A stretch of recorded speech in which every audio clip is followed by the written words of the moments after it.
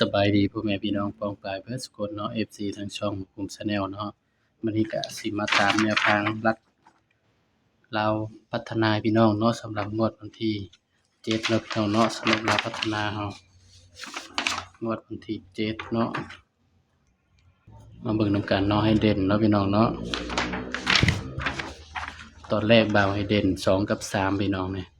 แต่ว่าเมื่อคืนนี่มันออกตัวนี้เนาะพี่น้องเนาะให้เด่นที่แรกเนาะมันออก6 5 3ข้างล่าง7 6เนาะที่แรกบ่าวให้เด่นตัวนี้เนาะแต่ว่าบ่าวว่าเฮ็ดผิดเนาะครับก็เลยมาเอาตัวนี้แทนพี่น้องนี่เนาะสำหรับนี่9มันออก76เนาะให้97ออก76สำหรับเด่นบ่เข้าเด้อพี่น้องเด้อนี่สูตรผิดเบิดเข้าพี่น้องนี่สูตรนี้เบิดเข้าเนาะนี่แต่ว่าบ่าวบ่ได้เอาเนาะเพราะฉะนั้นก็ไปตามกันต่อเนาะพี่น้องเนาะเมื่อคืนนี้มันออกนี่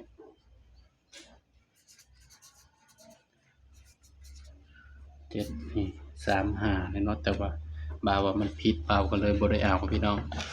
มาเอาตัวนี้เนาะนี่ก็เลยหลุดเนาะพี่น้องเนาะนี่เพราะฉะนั้นก็ไปกันต่อนะครับเนาะวันที่9เด้อพี่น้องเด้อ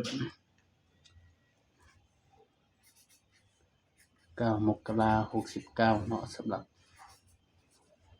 หวยลาวพัฒนาเฮา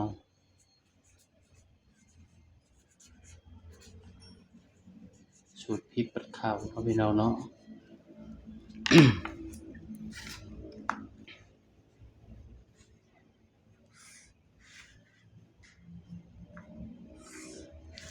ก็มาเบิ่งเด่นนำกันเนาะสิได้เด่นตัวใดพี่น้องงวดนี่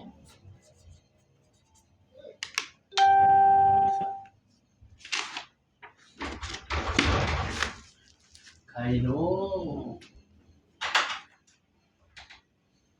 ขอบคุณครับนายต้องเจอ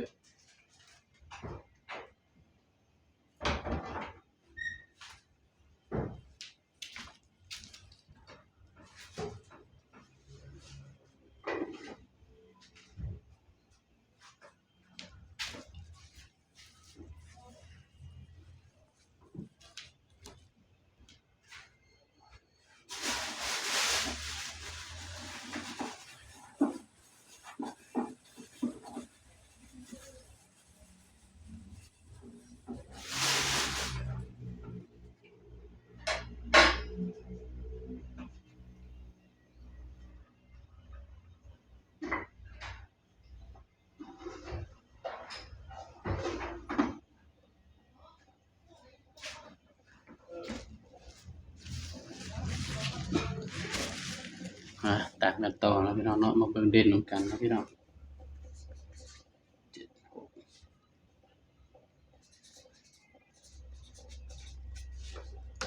สำหรับเด่นเนาะให้เด่น5กับ6เด้อพี่น้องเด่น5กับ6เด้อพี่น้องเด้อนี่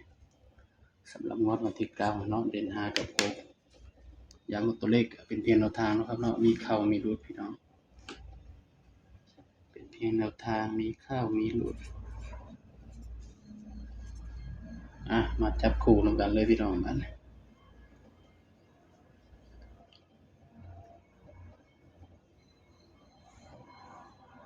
จับ5เนาะ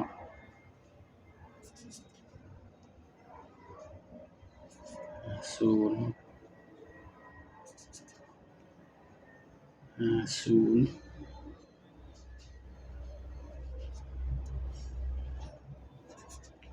2 54 9 60 62 4 69 156แล้วลืมไปตัดลิ้นเด้อพี่น้องเด้อนี่5156เนาะ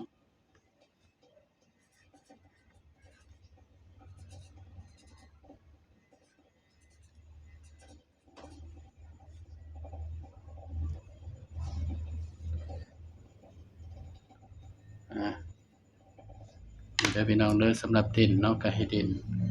สำหรับตัวเด่นเนาะให้เด่น5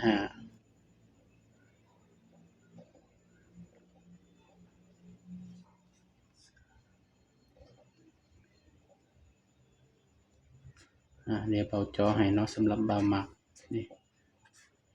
ตัวเด่นนะครับเนาะย้ำว่าตัวเลขก็เป็นแนวทางเด้อครับเด้อ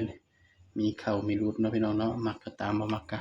เลื่อนผ่านเนาะครับเนาะบ่าวก็ให้เพื่อเป็นแนวทางเนาะพี่น้องเนาะ